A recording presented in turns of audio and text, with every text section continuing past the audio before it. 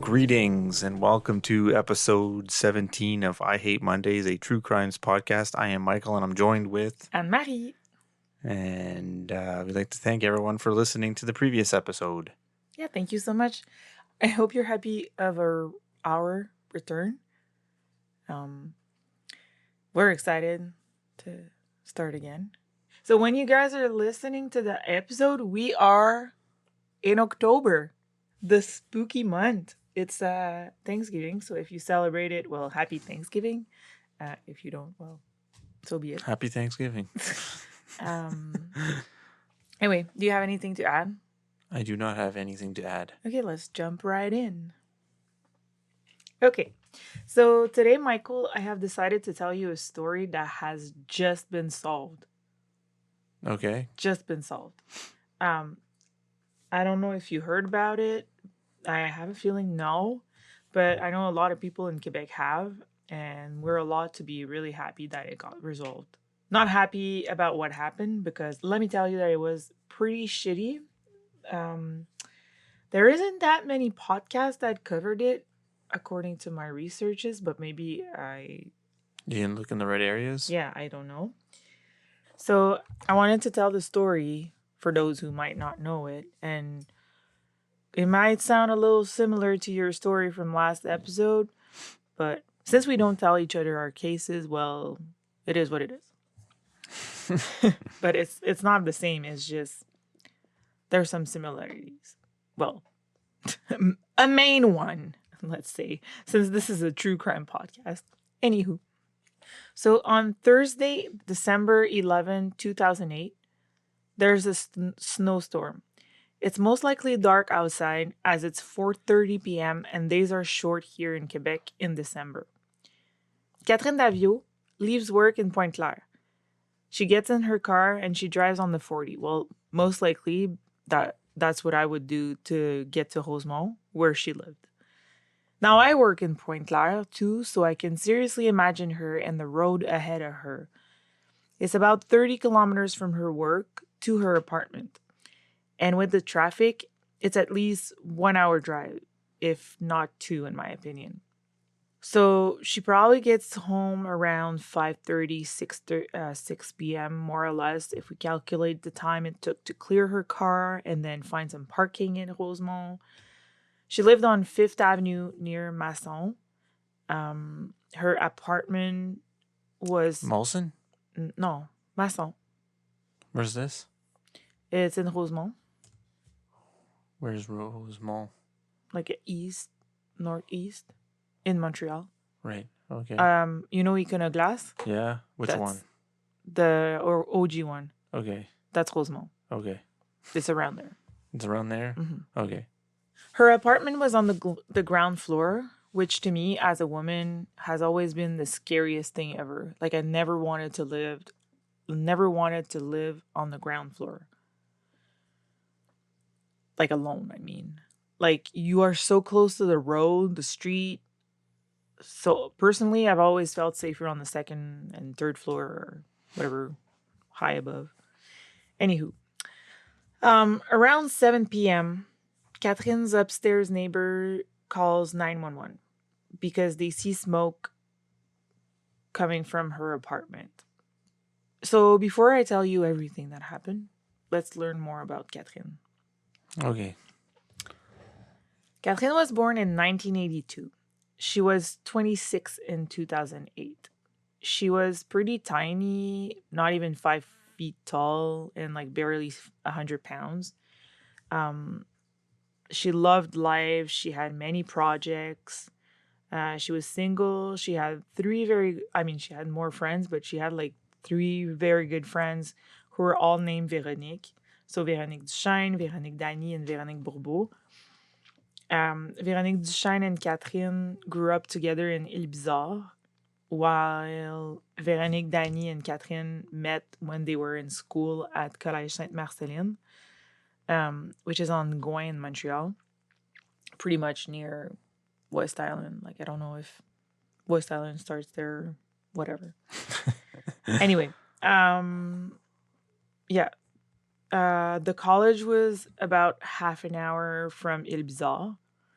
And Catherine and Véronique Dany met from some quotes that Catherine was saying about François Pérusse, a Québécois comedian. I know I have a friend right now who's like, "Ooh, I love this guy." Hi to you. Yeah. So this Veronique describes Catherine as having a very good sense of humor. Like, she was very funny. She was smart. She always wanted to make people happy, like joyful. She was a really nice person.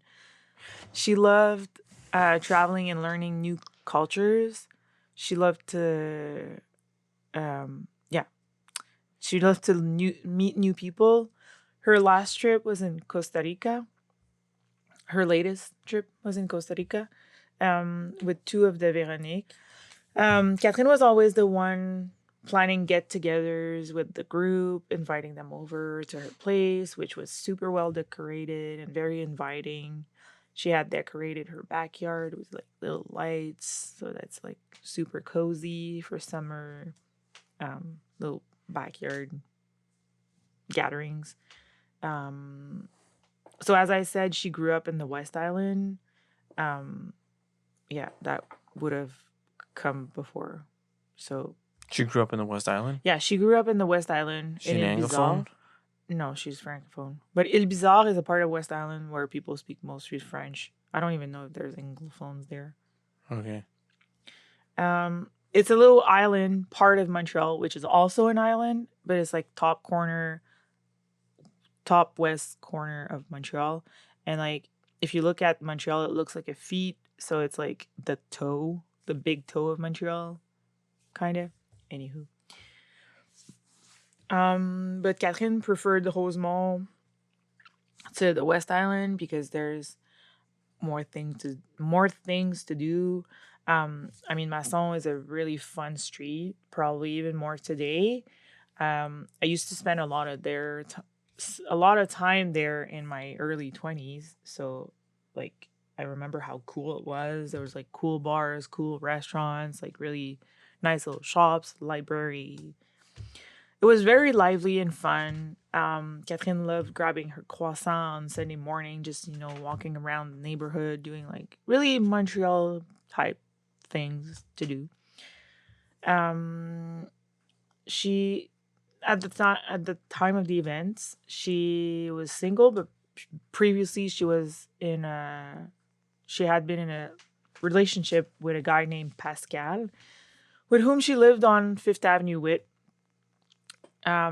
He said she is the one who decided to end things.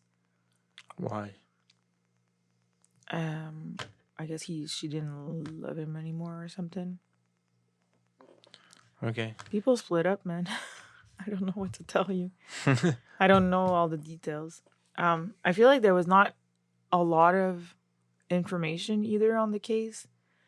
Now, one thing that I can tell you why there was not much media coverage is that, well, first of all, it was in 2008, so there was not like social media like today where like someone disappears, you get the information on the tip of your finger and you share it with everybody. Mm-hmm. Like any crime that happens, it's most likely you will get the information.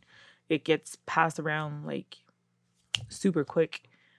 But in 2008, there wasn't there. It wasn't there. And on December 11th, there was a major snowstorm.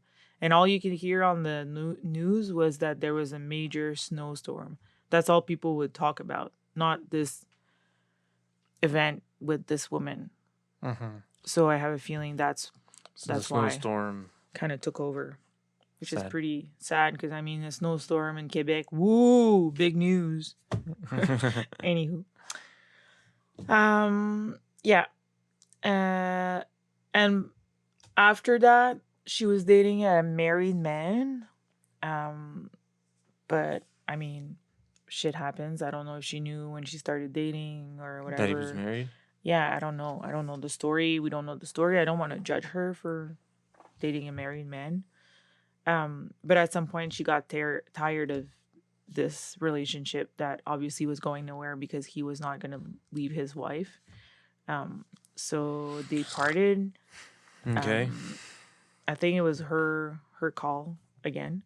Um, but apparently, according to her friends, it was like really passionate, and he was madly in love with her, and he wouldn't stop calling her even though he was still married. I'm kind of feel for the wife. That's not super cool. But anywho, that's not the story here. So just before December, Catherine had enough of fall and winter. And she was dreaming of going down south in like Latin America. She to help her achieve that, she put her car for sale as well as her apartment for rent. Both So on she was planning on moving there? no, just going on a trip Oh. for God knows how long. I don't know if she was planning on moving there. She put both those ads up on Craigslist. I don't know if you remember Craigslist. It's still around. Oh, I didn't know. But for those who don't know, it was like a pretty popular website to announce stuff, like stuff to buy or rent or whatever. It's kind of like Kijiji for the older people or like Marketplace on Facebook. Anywho, so now let's go back to December 11th. So just a trigger warning, it's not cool. Like yeah. I have a feeling you guys can figure out where this is going. So when the fireman came to Catherine's apartment for the fire, well, they were shocked. Okay, Kathleen, a neighbor who lived behind the block where Catherine lives, on 6th Avenue, remembers clearly that day. She remembers that the fire. She remembers a fireman saying, "Yarn call," which means there's a body, there's a body. The fire had started in Catherine's bedroom, which is in the back of the apartment. And when the firemen got in, they discovered the naked body of Catherine, who was raped and murdered between probably 6 and 7 p.m. So basically just after being back from work. Okay, so she got back from work. She died and then got raped, or she got raped and died? I think she got raped and died. I don't Oh. think this guy did any necrophilia. Okay. There's no mentions anywhere, Oh, okay. which is gross on another level. Mm-hmm. So yeah, she just came back from work on a snowstorm on a December night. Like, you just want to be home and cozy. Yeah, so tie wraps were found on the crime scene because she was attached to her bed with it. She most likely died from massive blood loss and shock after being stabbed in the chest or the stomach. So with something like a knife or anything that cuts, like, I don't know if we know what's the weapon. And the fire was probably started to cover the traces of the murderer, and which is kind of odd because he used Catherine's perfume as an accelerator for the fire.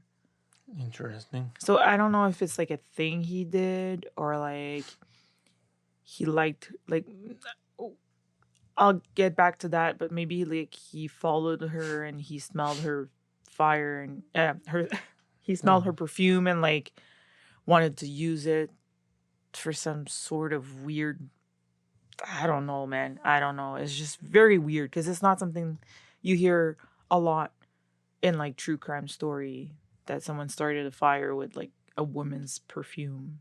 Like, it's very odd because like it's such an intimate smell. Mm-hmm. So it's like, it's really odd. Anyway, Um, so was it planned? Um, was it a guy who found victims on Craigslist and he found Catherine's ad there and he started stalking her or something? Or did he just found her watching her walking on the street at the grocery store? Did he like saw her in the window, knocked on the door, and she just opened? Like, did she know him? What the hell happened? So before I tell you that, what you have a face? No, no, I'm interested. Oh, okay. I'm waiting for the reveal. yeah. Okay. Well, let's start with like her friends' suspicions. Okay. So Véronique Dany was pregnant with her first kid in December 2008 when she learned her friend passing. Well, she first learned that there was a fire because a friend of her boyfriend called them and he told her there was a fire. So at that point, she thought, "Oh, Catherine is still alive, but there's like a fire. So I'll call her back to like help her with her insurances or whatever for the fire." But she didn't realize, so she had to call him back, and well, he had to tell her that no, she's actually dead. So her friends, the Veroniques, at first they were suspecting the married guy or maybe his wife. Like maybe she learned about the affair and she wanted revenge. Like maybe she hired a hitman to kill her.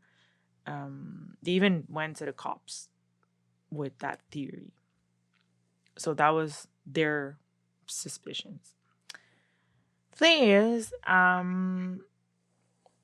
police found some DNA. Even though there was a fire, like the police found some DNA on the crime scene that didn't belong to Catherine. So everybody around her had to give a sample of their DNA, like her friends, her family, her ex-boyfriend Pascal, who obviously was one of the first suspects, right? Because that Pascal is not the married man, just Yeah. to be clear. But like since they were together for a long time, like maybe he's a jealous ex or whatever. Who knows? Like, and like most of the time in feminicide, it's the spouse who kills the woman. So most of the time is the case. So you always investigate the guy first. But he gave his DNA very early on. Like he wanted to give it, and He was cooperative. Yeah, he was, and so it was not a match, obviously. Like, and I think if you're cooperative, like that suspicion kind of goes away because the person, no one's gonna jump the gun to like, oh yeah, take my blood sample or whatever. Yeah, it's suspicious if you're like, no, I don't want to give it. That's suspicious. That raises suspicion. Like, I think if you're innocent and you know you have nothing to do with it, you should just give it because, hello, if you didn't do it, you know you didn't do it. Anyway, so yeah, it wasn't him. But after testing the close people around her, there was no match. So that means that the killer was not on record. So he was probably never caught, or maybe it was his first murder. So as for the hitman theory, that maybe the wife of the married guy found out and whatever. Well, Catherine was raped. And usually that is not something a hitman will do because he's paid to do a certain job and he'll do the job. They don't get sloppy. They're just, okay, you asked me to kill the person, I kill the person, thank you. And usually it's people who are like clean and they do that a lot. So they don't leave much trace. They're just in and out to do the job. Sorry. Every time I hear Hitman, I think of the Hitman video game. It's like a bald guy. Sure. Those are pretty good games. Sure. If you say so. Okay. Continue. Okay. Yeah. So yeah, like a rape is usually like pretty emotional. Like you have to have a desire for the victim, and like a hitman most likely won't care. Yeah, he has like, no emotion attached to the job. No, not at all. So when you rape, like maybe you're watching the person for a while, and you want to, like, you're getting some sort of desire, you want to do something about it, or maybe you were close or something. But even though it was not the hitman, it was not the married man either. Oh, they got a sample from? I didn't find the information, but I know he was innocented. Okay. Yeah. So, as I said, this murder has just been solved.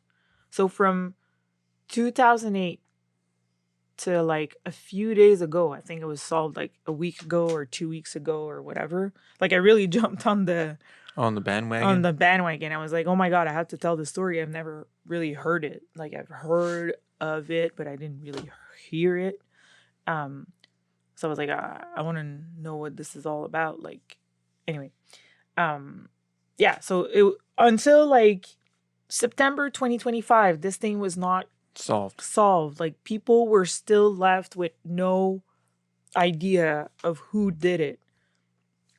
Friends and family had no idea what happened to their friend, which is like, when you think about it, that's like crazy. Like how long is that ago? 25. I don't know how to count. It's like less than 20 years. It's more than 20 years. No, it's 17 years. 17 years. Like, that's crazy. Oh my God, I read it. Solving the murder 17 years later. 17. It's written right there. Hi. Open your eyes, girl. Okay, so let me tell you something. Let me explain to you genealogy. Okay. Genealogical. Okay. Genealogy. You know when you're making a tree? Genealogical tree. Okay. Oh my God. You're dealing with your ancestry, you're making a tree. Yeah, I get That's it. genealogy. I don't know how to pronounce it. Genealogy. So basically, genetic genealogy. That's a tool that investigators use to crack cold cases or identify unknown Also, an remains. investigator. So basically this case was never closed. Yes. It was a cold case. Right. But it was never closed. Like, yes. People, the police were still kind of working on it. If they were, I don't know, like, to what extent they were. If they got any leads. Yeah, if they got some sort of lead. I don't know if they had much in the 17 years. I don't know, but like anything that would have come in, they would check it. What did I wanted to say? I don't remember. Anyway, so okay, genetic genealogy is so the DNA part helps find people who are related, like a distant cousin you didn't even know you had, or so it's from the DNA. So we have the murderer's DNA.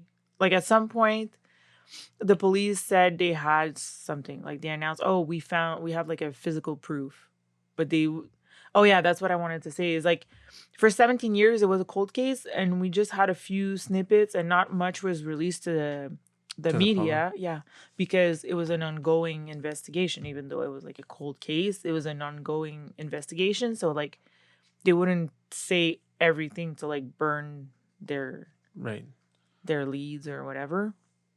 And like, there's in certain investigations, there's like certain key things that has not been released to the well, not necessarily in this one, but like in certain case, there's like a key element that has not been released to the public, and then when like the killer is investigated, like in a question in at the police station, if he mentions it, you're like, that's suspicious. How do you know that like the knife was on the third drawer or whatever? Right. That's a really shitty example, but whatever. So like, basically what I'm saying is just like, sometimes the cops won't say everything, just like to keep some things to catch the person.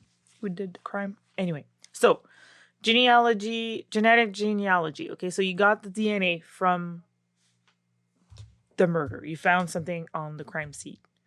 Now, what was the thing they found? Was it DNA? I don't know. Oh, you don't know if it was sperm or blood? I have a feeling it's probably sperm since he raped her. Right. Most likely that's what it is. Yeah. And then the genealogy part is that you can find like distant cousin or stuff like that from the person's DNA. From like those websites like ancestry.com where you can find your ancestors. Ancestors? Yes. Or like you give a sample of your DNA and they tell you like, oh, I'm 75% Spanish, 15% German, whatever. You know, those things. Well, those places you send your DNA, police can request the DNA and like make a match. So like what happened is that they can, so like they found, like I don't know exactly for this because it's just been released that they caught him, so I don't know exactly how, but what I can figure out is that they probably found like an uncle or a cousin or a nephew or whatever, someone who put their DNA in, like, for example, ancestry.com. And then they were like, okay, so it's in this tree. So they start investigating that family and until they get like the perfect match. Right. So that's what happened. But I don't know exactly how it went down for this particular case because it was not released yet, the information. Maybe I'll come with an update if ever it is. But that's how they could find it. Like, okay, this is like a cousin or an uncle or whatever. And like we're getting closer. And like they can figure out, like, sometimes they can figure out like, oh, it's on the, like, you know, your mom and your dad. Well, you can figure out from the person's DNA, is it on your mom's side or on your dad's side? Yeah. It's like, it's kind of complicated to explain. Like, I'm not a genealogist person, right. Obviously. I'm a graphic designer, guys. But yeah, it's very interesting. And like, now that we have the technology nowadays, and like a lot of people are putting their DNA in those places, those websites, like more and more crimes that were not solved back when the technology wasn't there, like in the 90s, the 80s, or whatever, are getting solved today from that, which is pretty amazing. Pretty amazing. So those people were like, haha. But how do they figure that, like if tons of people are giving their sample, like how do they know, like, okay, here's like, yeah. Well, I don't know exactly the science behind it because I didn't do the research to explain exactly the science. Yeah, how do they narrow it down? Well, from matching. Like, I don't know. Like, it's already in a have database? Like they have database. Oh, so they're just like, find something close to this? Yeah, the computer's exactly. Yeah, just exactly. Like think for like 12 That's days. Exactly it. It's not like a scientist sitting there with like little tubes. No, it's like the database matching it. Right. And then it finds like the closest or whatever. Right, okay. Yeah. If you guys want me to make a better explanation of it, let me know, and I'll do a little capsule next time. Honestly, I like made it like the simpler I could for you to understand. But if you want me to make a whole, like, I've read a whole book about it. Like, I don't remember the book, and I'll find it and I'll put it in the description. It has nothing to do with this case, but it's this one podcaster person. Oh, Lay Them to Rest is the name of the book. It's one podcaster who was working a lot with like forensic workers to identify like remains. So like, for example, in the book, she's like she's talking about how one Jane Doe was found, like it was just like remains, like bones and whatever, her skeleton and teeth, and they didn't know who she was, so they were trying to identify, and by like matching stuff here and there, you can figure out who the person is. And they really explain in details what is that science to identify, and like how teeth come into play a lot to identify someone, because teeth is like the part of your body that stays the longest. Even if you're burnt? Yeah. Yeah. Well, we're watching X-Files, and they found a couple through like the dental records, and they were just like skeletons. So yeah. Yeah. Dental records is like the way to match a person. So if I have one tip for you people, keep your real teeth. Okay? Don't get those veneers or like denture. Oh, dentures? Yeah. Because like your dentist have records of your teeth, so they can match it. Right. So just a tip. Anyway, so let's go back to this case because it has nothing to do with that. I'm just like side questing. Yeah. Okay. So this is how they caught the guy, the killer of Catherine Daviau, and his name is Jacques Bolduc. I feel like I saw this name somewhere. It could be. It was in the news recently. I might have seen it on like the Facebook feed, and I just kept scrolling. It's possible. Unfortunately, he died in September 8th, 2021. From COVID? Apparently from natural causes. So he's an old man? I don't know when he was born, but like he didn't look very young. Like probably like in his 70s or something. Damn. Honestly, I didn't feel like doing much research on him and like finding his information because, yeah, what he did is meh. So I didn't want to give him the spotlight. But yeah, he died while being already detained in the Archambault institution. So he was convicted in June 2020 for armed robberies and attempted murder. So even though he was convicted in 2020 and ordered to give DNA at that moment, it was never entered into the national database before his death. So like that explains why there's a delay from 2020 to 2025, because that guy was already in prison in 2025. Like we could have solved this murder in 2020. Right. But no. It was not entered in the database. Why? I don't know. I don't know if it was because of COVID or whatever. There was like a delay. Right. During COVID. Like I'm guessing that a lot of people were working from home and like there was a backlog, of DNA samples. I don't know.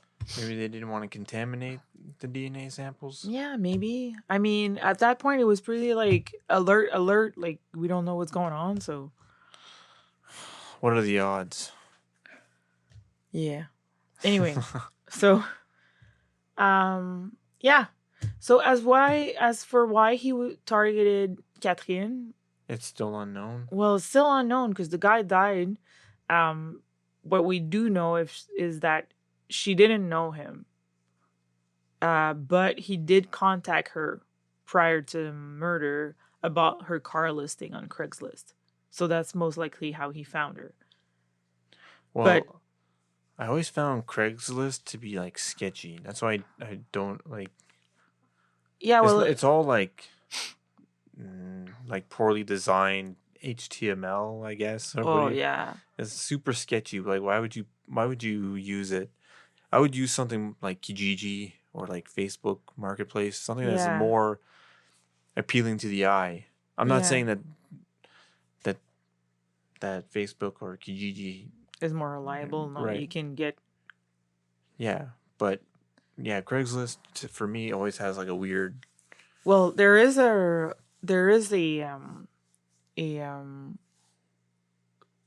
reputation of being sketchy, and also there was, I think it was the rapist of Craigslist or something, or the murderer of Craigslist. Like there's been some unfortunate events related to Craigslist, so it's not super safe. But back in 2008, I mean, there was no Facebook. There was, But I think Kijiji was around. Yeah, maybe, but like I mean, like I feel like Craigslist was more like stupid shirt, the the place at that time. I mean, mind you, in 2008 I was 18, so I was not putting anything up on the internet, but I don't sell my stuff. I either go to like someone to sell it to, or yeah. I've had weird experiences, so I kind of stay clear. Like, I'll just donate it, whatever. Yeah. I don't care. Anyway, so we don't know exactly what happened. Like, nothing has been released much, as I've been saying for like since it's just been released that they found him. So obviously there will not be any criminal trial because what are they gonna do? Dig him up and exactly. put his skeleton on the seat? Exactly. But the cold case is now considered closed. So I mean, even though he was not convicted for this crime, at least we know he was convicted for other crimes. For 5 years, he was not roaming around society, like making more victims. That being said, did he do more victims? Like, he was charged for 2 robberies and 1 attempted murder. Did he do more attempted murders? Did he do more robberies? Like, did he do more? Like, the police has described him as someone with a long criminal past. It's just that sometimes to put someone in prison, you need a lot of proof. So maybe, like, he was put into prison, sentenced to prison for like those 3 things, but like maybe there was like a 10, 12 offense list that they didn't have enough proof. Right. So he was not. This guy is from the island, Montreal. I guess. I'm telling you, we don't have much information on him. There's no photo of the guy? Oh yeah, I'll put one on the Instagram. He looks like someone who would do that. Honestly, if I would see him on the street, I wouldn't come close. I would just be like, Why didn't she have like a friend, like, to accompany her, like demonstrating or showing off the car? Well, I don't think they met before. I think he like replied to her ad on Craigslist. That's what I understood. So, did her post have like her address? I don't know. Okay. I don't know. Maybe he found the car. Like, I don't know, man. Oh, maybe he was not too stupid and he connected the dots from the apartment, because her apartment was up too. Oh. So maybe he found her apartment. And yeah. So at least there is some answers for the friends and family, which honestly, for a lot of cases that we did, there was not necessarily answers. Like, right. Like, let's go. Personally, for the cases that I do cover, is mostly like missing women, and we don't know what happened, or missing men. Which I think it's important that we keep telling those stories in case someone knows something somewhere. But this one, I feel, to me, is more like first of all, I wanted to do a case that was closed. Like, so there's like a sense of closure. Even though if it's not like the greatest one, because she still died and she was 26. So that's not really when you're supposed to die, especially if you have all those dreams and hopes about your life. But yeah, and since I haven't heard much about this story, I wanted to tell her story. Yeah. So yeah, that's the story of Catherine Daviau. Any thoughts? I feel like beating up this guy. Well, he's dead, so job doesn't matter. Done. He needs a beating. He needs a good old beating with his skeleton in the coffin, or his what's the thing? The urn. Yeah. Beat up the urn. I don't know. I don't know where he is. I don't want to know. I'm just like, it pisses me off. Like, why are women targeted? Women living alone. Like, can we just live? Seriously, it's so annoying. Like this one lady just came back from work. She just wanted to unwind, but no, this guy had another idea, and he decided to kill her. We can always move to Japan. They have a pretty low crime rate. I mean, I'm not that scared right now. Yeah.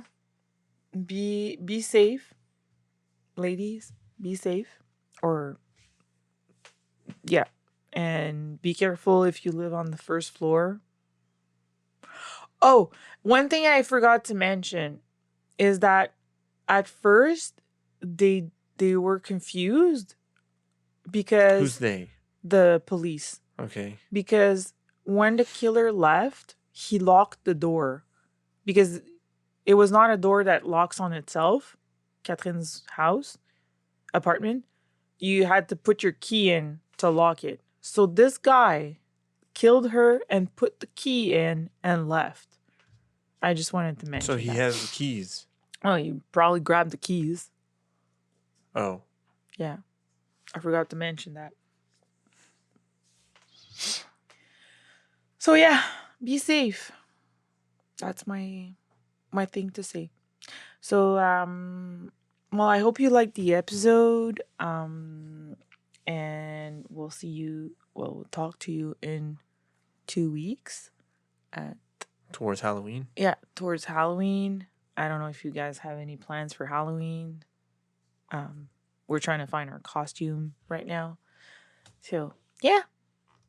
I'll probably post some photos of it on social media when we have it, our costume. Mm-hmm. So, yeah. Let us know if you have any comments. Leave us a review or whatever. I know this is all in the footer, but like if you have any questions or whatever, don't hesitate to reach out. Yep. Until then, be safe. Bye-bye. Bye. If you like us, subscribe to our podcast on the platform you listen to. Follow us on Instagram, Facebook, and TikTok. It's all I Hate Mondays podcast. Original concept by Michael and Anne-Marie. Music by Anne-Marie. Editing by Michael. Research and animation by Michael and Anne-Marie. Thank you for listening.